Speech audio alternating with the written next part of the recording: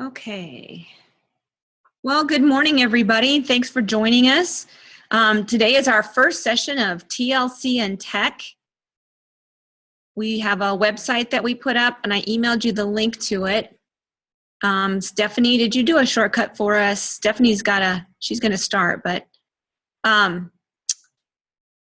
today is working with data, and we're going to be doing 3 different things. We're going to be doing what's new with Google Forms, and Stephanie's going to be doing that. And then Mary Ann's going to be showing you Autocrat and how that can automate your workflow and getting information back from your data to the people that, especially if you're doing observations or something like that. And then we're going to end up by taking a look at Awesome Tables, which lets you take a lot of data that's in a Google Sheet and a lot of different ways to look at that data and filter it and sort it and share it. So that's what our day looks like today. So welcome and thanks for joining us either virtually through Zoom. Some of you are live. No, we don't have anybody live today. No. Just us. And but most people need to watch the recording. A lot of people are at Fierce Conversations training today, and so they wanted to watch the recording. So we are recording this just so that those of you joining us live know that. So did everybody get the website? All right, I'm going to turn it over to Stephanie and let her begin with showing you some of the new things new and exciting things with Google Forms. Stephanie, I'm going to mute and let you take over. Okay, was everybody able to get to the website then? I believe? Okay, I'm going to go ahead and. So from the website that we created for you today, if you want to, across the top, we have each of the different sessions broken out for you. So if you'll click on Working with Data, that's where you'll find most of the links for our conversation today. We are going to look at some of the new features in Google Forms and create a form while we're discussing them so that you'll be prepared when Mary Ann takes over and talks to you about Autocrat. So if you want to, we'll go ahead and just get started. We're going to look at some of the additional settings that you have now, some of the add-ons, the more icon, data validation. You can set up sections. The responses tab looks really nice. The templates that are available. So we're going to take a look at all of that stuff. So we'll go ahead and get started. If you want to go into your email, and in the top right-hand corner, there's the tiles. If you want to click on that, and go to Forms. If you don't see it in your top group of choices, click the More button and you should see Forms.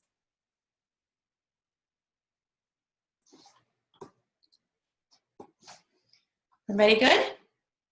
So we're going to go ahead and choose a blank form to get started. If you have never used Google Forms before, back on the website here, I do have a link for if you're brand new to Google Forms. This is a step-by-step tutorial to show you how to create a Google form from scratch. But we're going to assume that everyone knows the basics of the Google Forms, so we're going to go ahead and just get started and show you how it works. So we'll go ahead and name our form for today.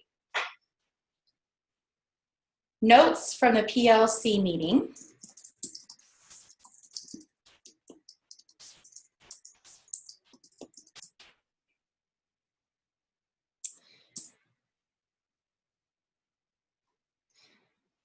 And then you'll notice that none of this has changed. You can give a short description, so please complete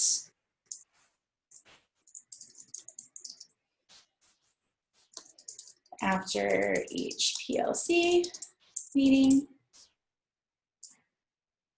Okay, so now we'll get down into the questions.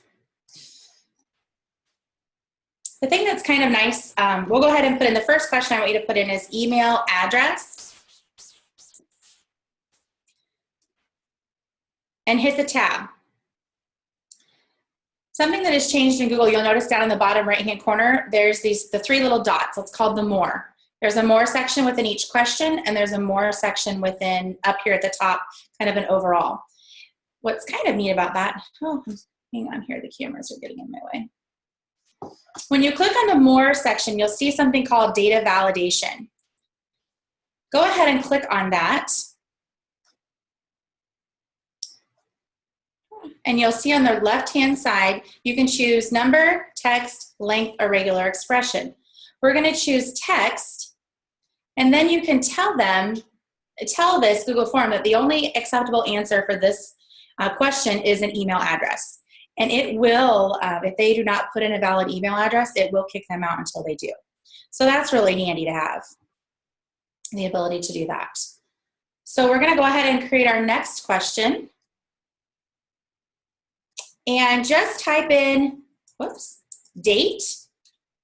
And you'll notice now that it automatically changes the type of question from, we have several options, our short answer, paragraph, multiple choice.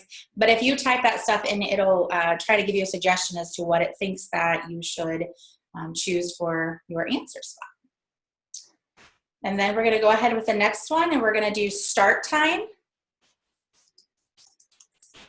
And when I hit the tab, it automatically picks that I want to use time. Is everybody good so far? Any questions? Okay. Keep moving on. And then we're going to add an end time. And again, it picks that for us. And you'll notice, this is kind of hard because it's taking, I'm going to go back up to start time just so I can show you. You'll notice that down here, your more button will change based on the type of a question that you put in there. There we go. My videos was getting in the way. Okay. Our next question is going to be team members present. And we're going to do the paragraph. And then again, under the more, you can add a description. So now in the old forms, it used to always be there for you. So now you have that option to add them if you want to, or you don't have to either. But for this particular one, use only last names separated by commas. We have a typo.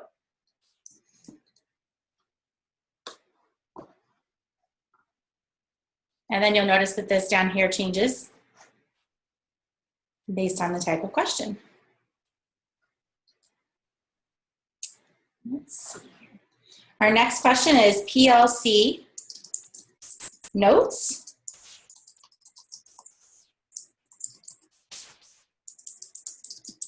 Submitted by.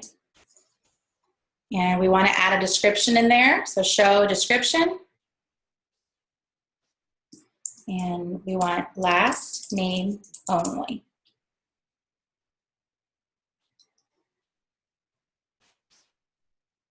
And then here's another one. We're going to do your school email address. It automatically just determines that we need a short answer. We're going to, again, do that data validation. Choose text and then email address. And we're also going to give this one a description.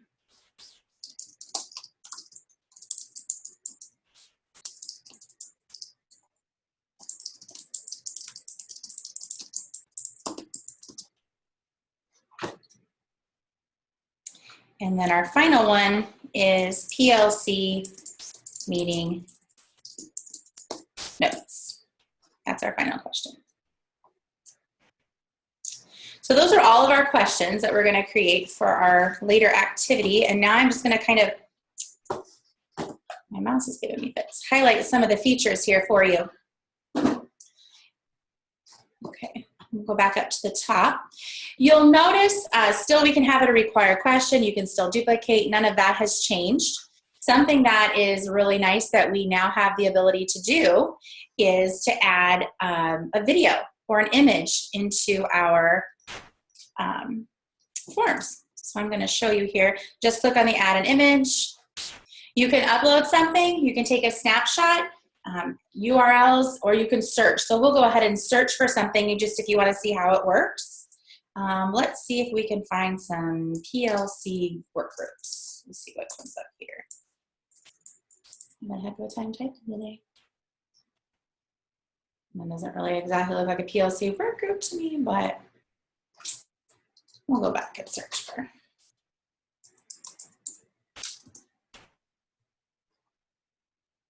Giving some interesting pictures. So you would just choose your image, select that image, and then it'll place it right into your Google form. This feature was actually added a little while ago, so it's not a brand new form or brand new feature, but a lot of people don't know that that's there. So I'm going to go ahead and delete that just so we keep our form ready for our next section. Then the other thing that you have the ability to do is now add a YouTube video if you would like to. So let's say in class you want to have the students view a video. They can now view it within the Google form and give their short answer below in the next question. So that's really handy. You can search a specific video if you already have it ready to go. Let me pull one up here that we have. Oops. So you can see what that looks like. And there it is. And you can click on it, select it, and it'll place it right in there, and then you can add the title of the video, and then you would create a question just below that for the students to be able to view the video, or you could put the question above and have them reflect on after viewing the video below. So that's a very handy feature to have. I'm going to go ahead and delete that. Something else that's kind of different and new, and everybody always likes everything to look nice. In the top right-hand corner, you'll see the variety, the menu of different things you can do. The first one that you'll see is the palette. If you want to click on that one for a moment, you'll notice you can automatically change the colors, and you can just do a plain colored form if you'd like, or you can click on the palette and choose the bottom right hand, and there's where the themes are hidden. You can choose from their choices of themes. I'm trying to remember what I used the other day. Yeah, I always use the other themes. And you just click on a theme and hit select. It's no different. The only thing that is kind of neat that you can do now is you can upload photos yourself to add to it. You can create something. You can get an image. You know, you can do whatever you want to customize it even a little bit more, which is kind of a nice, neat thing to do. Have the ability to do. I closed my window so I can't see everyone. Is everybody okay? Any questions so far? No, good, okay. Okay, so we can preview our form. Nothing's really changed there. If you take a look at the settings, if you want to click on your settings, this is new. You can collect email addresses. Right now, my form is set to restrict it to within my domain. You're going to want to uncheck that. Here's something nice. If you're giving the students a quiz, if you're assessing them or using it for your purposes, you can limit one response so the students can only reply one time. And then you can choose if they get to edit it after they submit it, and you can choose if they see the summary. So not a lot's changed there, but they've added a couple different customization things that are nice. You can set presentation settings, so you can show a progress bar. So if the students are taking a quiz or a test, you can show them as they're going along how many questions that they have left. This is a very nice feature to have. You can shuffle the question order for the students now, so that if they are sitting beside each other, they may have the same question, but the order is changed. You can also do this feature down here in the more based on the question that you give. So if you have a multiple choice question, if you use this more, it'll give you the option to shuffle the answers. And then you can turn it into a quiz. Go ahead and close out of there. I'm going to hit the more button up in the top right hand corner. A lot of this is the same for the most part. The script editor works with Java. If you want to write some of your own add-ons, your own scripts, you have the ability to do that as well. And then if you want to click on the add-ons for a moment, there's hours and hours of things that you can do with Google Forms, but we're just trying to give you kind of a peek inside and kind of know where to go and see what possibilities you can do in your classrooms. This one, you have a lot of different add-ons that you can place. Forms notifications. If you want to click on that, it kind of tells you what it'll do for you. You can get a notification each time someone submits a response on your form. So those are kind of handy little add-ons that you can place. Oops, place in there. You also have the ability to create your own add-ons and send those into Google for review and possibly find them in the add-on store.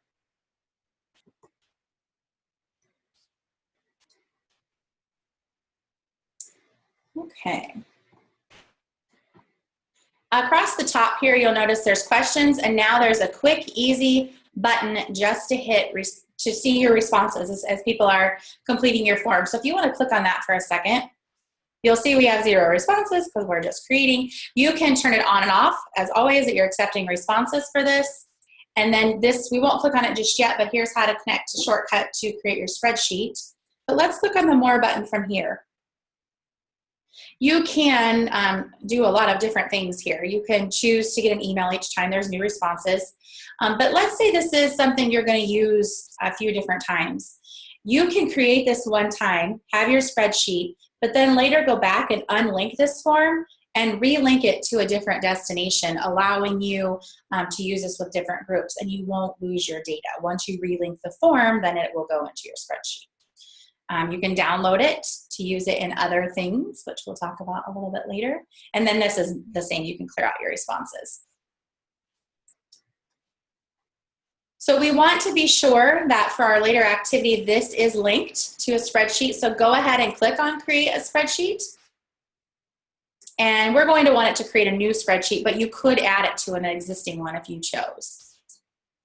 Go ahead and say Create, and it's automatically going to open the window for us. You can go between your 2 tabs here. So now you have your spreadsheet ready, and now you have back to your form. Let me check here and make sure I didn't miss anything. The other thing that's kind of, I'm going to scroll to the bottom of the form if you want to scroll with me, and go ahead and hit the Add button. And I'm just going to show you some samples of some other things that you can do with the different types of questions. So if you choose multiple choice, for the question, let's see. What is your favorite vacation destination?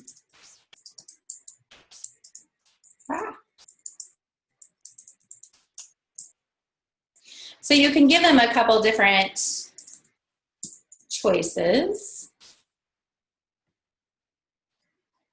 It's giving me fits. I had trouble with this last time.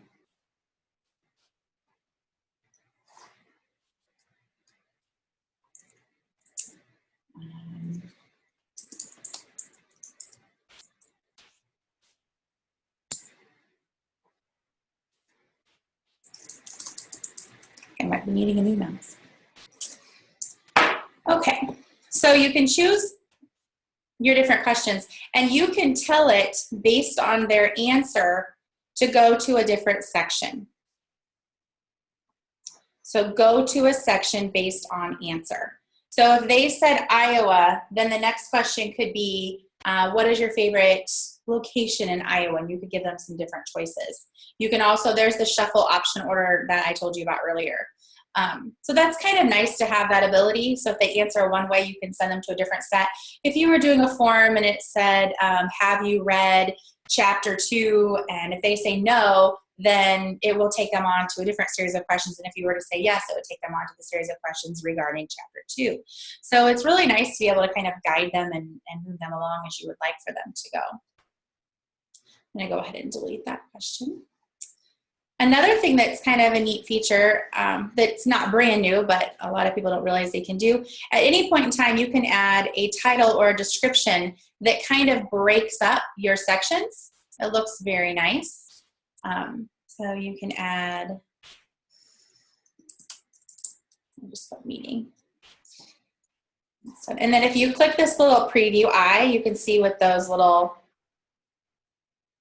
dividers look like. So it's kind of neat. You can break up the different sections and oops.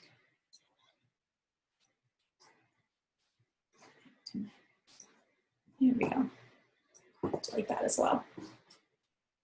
What questions do you have so far? Is this all new for everyone, or you were familiar with a lot of this stuff?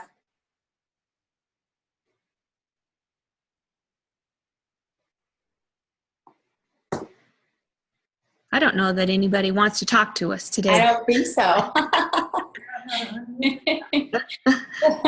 Remember, if you're going to ask a question, don't forget to unmute, or we don't know that. Yeah, that too. And Stephanie, are you going to show them how to add pictures now? Yes. Yes, I did. Yep. How to add a picture into their form? Into their question. Yes. Like with multiple choice or checkboxes. Great. I shouldn't have deleted that one just yet. Darn it. So we'll go ahead and go back to the bottom here. And we'll add a question. We'll do a view of the mountains. So you can type in what you would like, and then we'll add a description.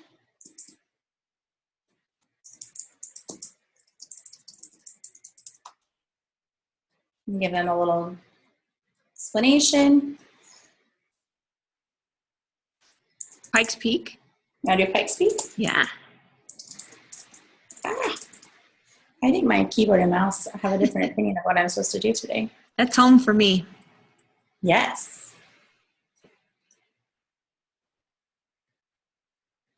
There we go. So we can embed our picture right into our questions. And then you can give them a list of the different mountains to choose which one. Super easy, super slick. Once you put the photo in, you have the ability to justify it, to change it, or to even add a caption. So maybe you want to add a little hint or a clue or something in there just to explain your photo a little bit further. I know for our elementary teachers, they are very excited about the fact that not only can they put a picture in the question, but in the answer choices, if you're doing multiple choice, Yes. like, they want the kids to identify a letter or something, then they can actually put the pictures in there too. Yeah. Yeah. So right down here as they're adding, they can add another picture down here if they would like to as well. Mm-hmm. So a lot more interactive, very easy to do, very quick to do. To create these different forms. But if you're not quite sure, I'm going to go ahead and delete that question for our next one. If you're not quite sure what you're looking for and you're just getting started, I forgot to mention earlier, when you're back at the beginning here and you're creating a new form, they also have a series of templates now for you. And if you click on the more here, you'll see some of the templates that they have put together, and you can edit and make changes to these to kind of customize them to your own. So if you're just getting started, that's a definite possibility for you as well.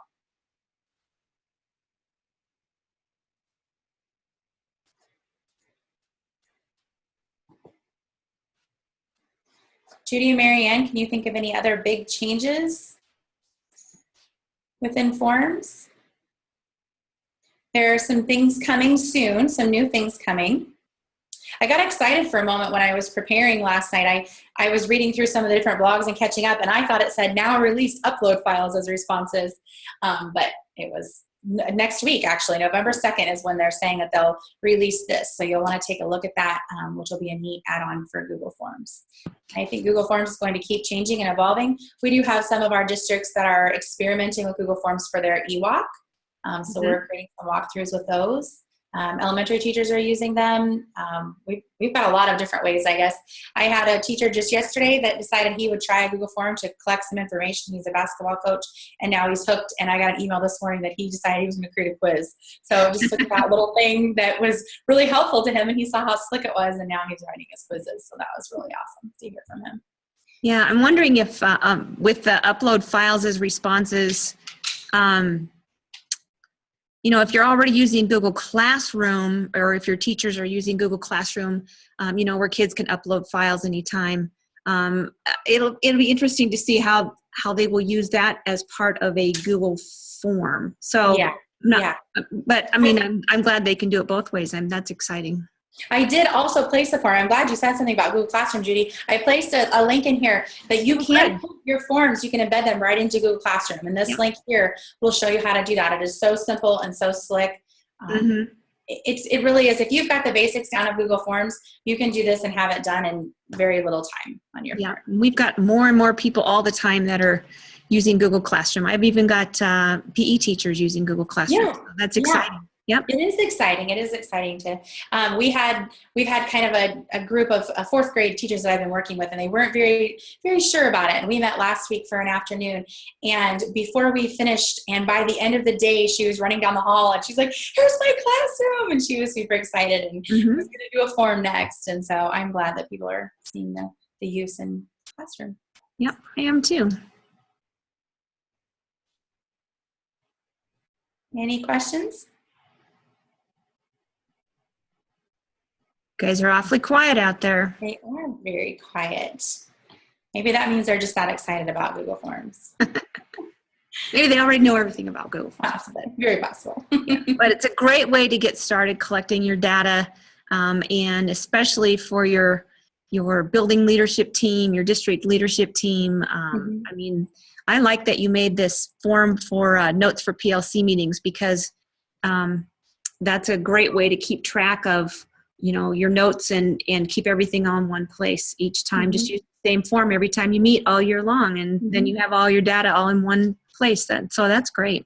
Yeah. And so then Mary Ann's going to show them next with Autocrat how it can look really nice and a way to send it out really clean and everything works together. So I think, unless there are any questions, I will go ahead and turn it over to Mary Ann.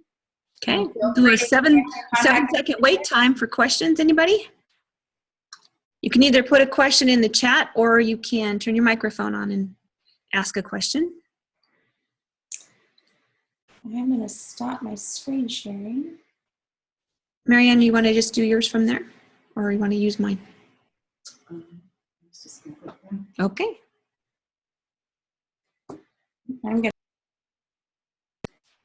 It's all yours, Mary Ann.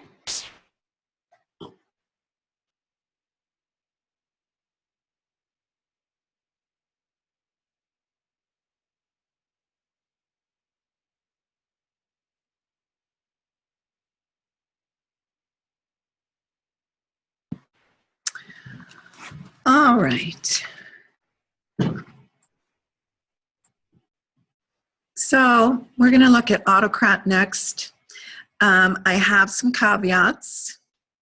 Autocrat is a great tool to use, and I have already discovered one thing that is a little bit of, I don't know, it could look a little messy, but we'll talk about that when we do it.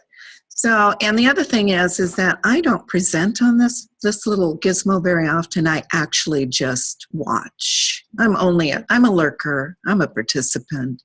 So I'm going to share my screen now. And if anything happens that you think has gone wrong on your side, you're in charge of your own learning. You're adults. Just let me know. And you will not hurt my feelings. Oh, somebody walked behind. All right, so here we go.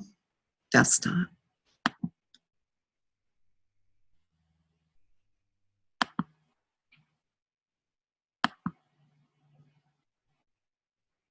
Oh, I'm in awesome tables. How come I'm there? That's mine. It's on my computer. I know, but I want to be in the, here we go. I want to be on them. Okay, so we're back on the website. We're back on the working with data. And we're going to scroll down a little bit. And I'm going to be honest with you as well that I've done Autocrat quite a bit. I also want to get rid of this because it's hiding my screen. Thank you very much.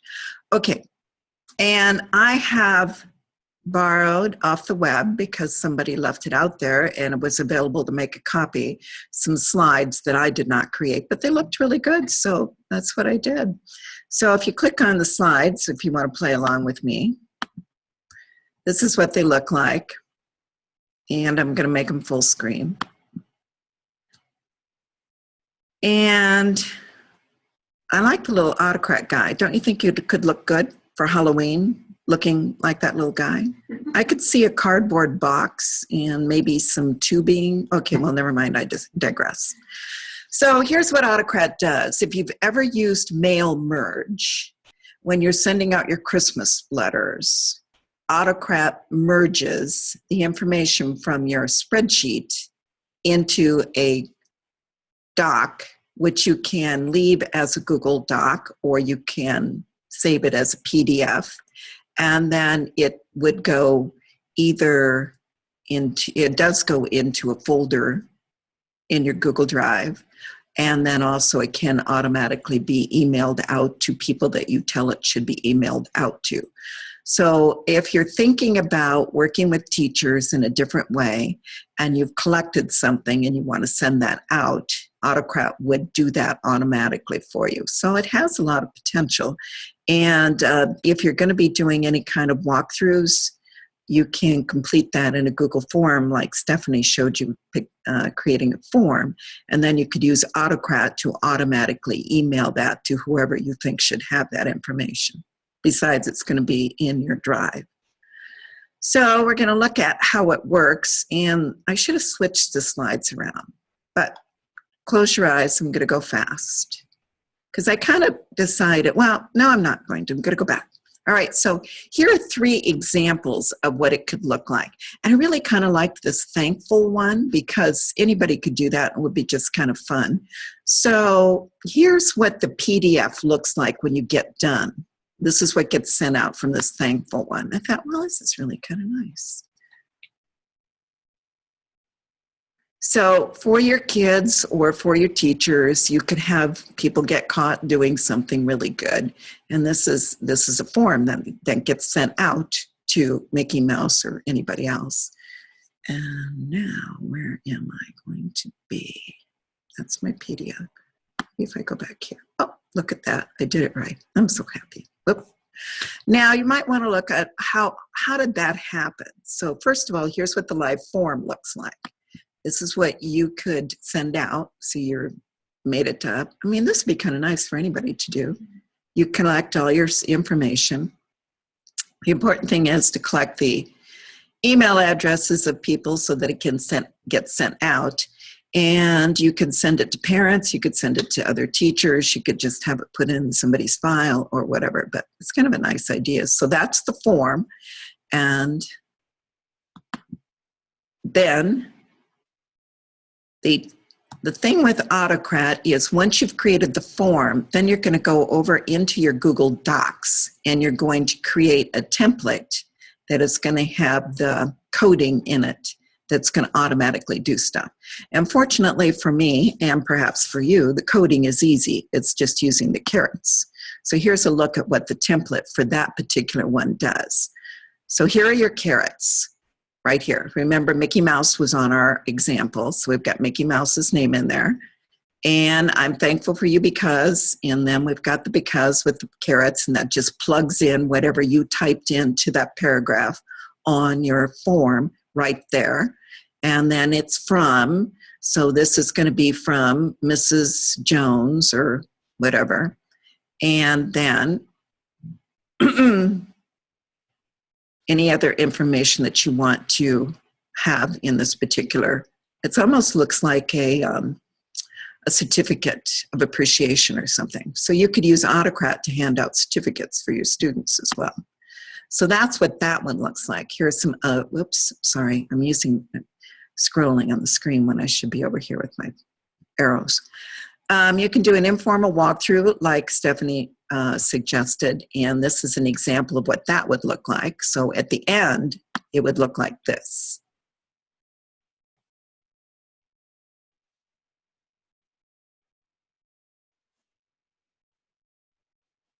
Patience is a virtue. All right, so it says who did the evaluation, what was observed. It's all the different kinds of things that you'd want to see in an informal walkthrough. Then the form itself looks like this. And remember, this form can be filled out on any kind of a tool, including your smartphone. If you decided to use that, you could. Good luck on typing a lot in, but thank goodness there's that little microphone and you could talk to your phone and it would type it in. But you can fill this out. Now here's the important part. The piece that doesn't look as good as it could when it comes back. You see these check boxes right here? Well, you can check as many as you want. See, check a lot of check boxes. But then when it comes back, I'm going to show you what that looks like. So if you have a lot of verbiage in these checkboxes, which some people do when they're filling out particularly a walkthrough, then that is going to look a little clunky when it comes back, and I'll show you why. One of the things that I would suggest if you're going to have a checkbox and you're going to check more than one is at least to put a number in front of each one of these so it's easy to find out where the first one started and the next one started, because otherwise the words all kind of run together. I'll show you what that looks like. That was one of the issues that was discovered. So if I look now at my result, I'm going to show you what I'm talking about. Remember we said positive points. So we've got all these different things. The students were actively participating. They were clearly able to explain. So we have more than one thing there. Now notice they kind of run together and you have to read the whole thing because it doesn't line them up. It doesn't separate them out very well. But if you had a number 1 here and a number 2 here, you see how much easier that would be to look at. So if you're doing a form and you're going to use checkboxes and you're going to have it come back in this and using Autocrat, I would recommend using something that's going to make it easier to determine where one checkbox started and the next checkbox is going to be on your template. I hope that was clear. Sometimes I'm not very clear. I do know what I'm talking about sometimes, but if you don't, you're going to have to yell at me because I can't see you right now. So that, I'm not going to show you the next one, but that's what they look like, and that's what we're going to learn how to do. And because it already does the coding for you with the carrots, you don't need to know anything about coding in case you were worried. So we're going to look at, and we're going to try this. I've never done it before, and I'm going to try it now. If not, we'll do it in another way. There is a video in here that's very good, does a very nice job of explaining everything. And I think he probably does a better job than I would do, so I'm hopeful that we can watch this. Let's see. And so we'll click on it.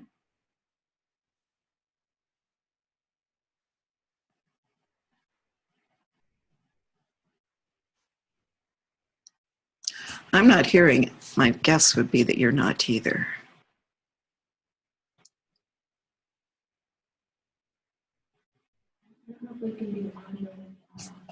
Well, this is annoying. Okay, well, there's more than one way to skin a cat. Isn't that correct? Okay, so we'll stop that.